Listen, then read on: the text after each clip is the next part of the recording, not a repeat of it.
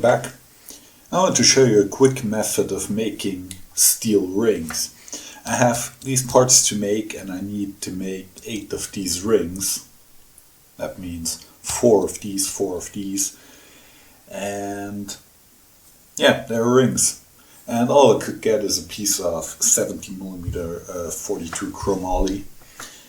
I couldn't get a thick walled tubing, which is relatively hard to get. But there is a way to produce rings quite fast, and it includes an annular cutter. So we're going to drill into the end of the material, and then we're going just to part off the rings. That will leave us with some waste stock that we can use in the future for other projects, and rings without having to create horrible amount of chips. So let's go to the lathe and let's do this.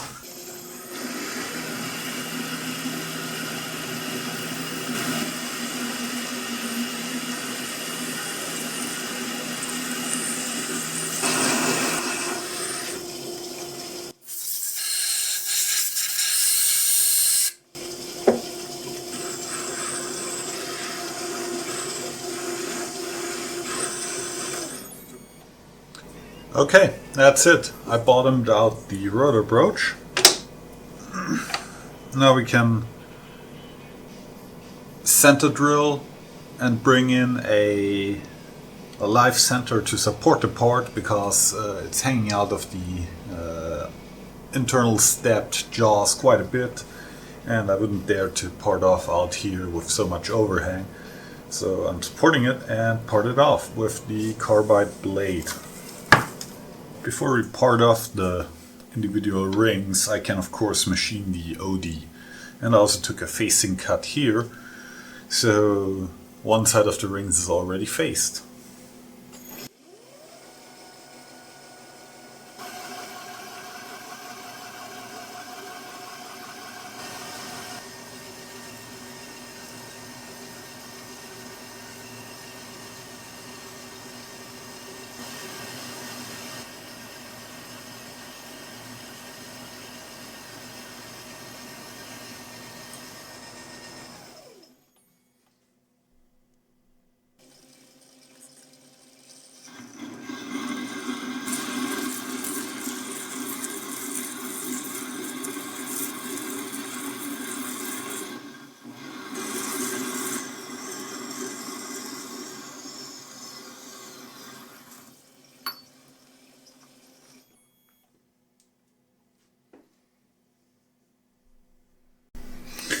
And there we go, first ring parted off, even on this little hobby lathe. Not a real problem at all. 5.5mm thick, so I have some allowance for grinding them to final thickness. And off to the next one.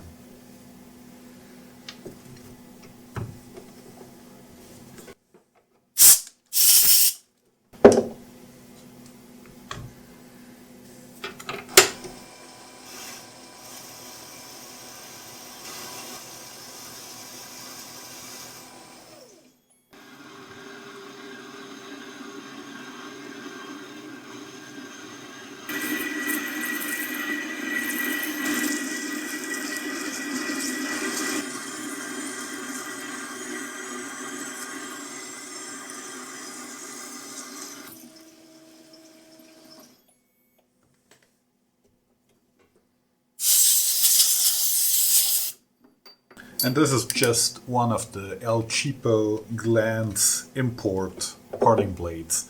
And I grind the top rake sharp on these. These are even the super cheap inserts that came with the parting blade, and out of the box they're completely useless. I take them to the diamond wheel and I grind the top rake down until I have a very sharp cutting edge in front. Then they work a treat, even on this toy lathe. So the parting blade leaves this nasty razor sharp burr, or yeah, it's really like a thin rim of sheet metal sticking out and just waiting to shed blood. There are different ways how you can remove it, just with a file or on the lathe with a deburring tool. Or there's another relatively easy way. Just go over to your benchwise or your milling machine wise or whatever, drop it in, and shear the burr off with the vice jaw. Safe and very fast. Doesn't get rid of all of the burr, but at least this razor sharp wire gets removed. I parted the first 4 rings off the material. Now I have this piece of waste stock sticking out. To go on, I could either bandsaw this piece of waste stock off, or I can just flip the material around and do the same on the other side and get another 4 rings out of it. And that's what I'm going to do. I'm not in bandsaw mood today. And who knows, maybe I need a piece of material with such a spigot sticking out of it for a flange-like part. So I can bandsaw it off later any time I want, but for now I will leave it exactly that way. And here we have a close-up of the parting insert I used, and as you can see, it's reground multiple times. I just freehand this flat area up here, this whole flat area gets freehanded up against a fine diamond wheel and round down a little bit, just to re-establish this sharp corner or sharp edge in front here. That's the cutting edge. And what I found what works best on my tiny lathe is if this edge is razor sharp, I can, as you saw, I can part off 70mm 42 chromoly steel. It works also with tool steel. Not really a problem. So yeah, that's what I do. Of course, Iskar or somebody else will tell you that this is horrible and don't do that because buy their inserts. So yeah, I prefer.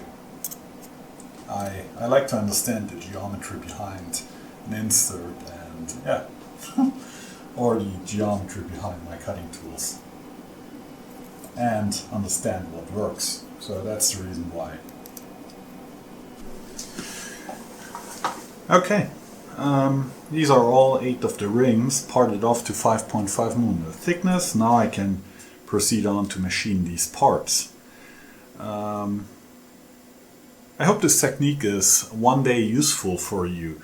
I don't see it used quite a bit. A common technique seems to be to drill out the center with a large twist drill and bore it to size, but that's on my little lathe quite painful, and the rotor broach helps to speed up this process quite a bit. So thank you all for watching and see you next time.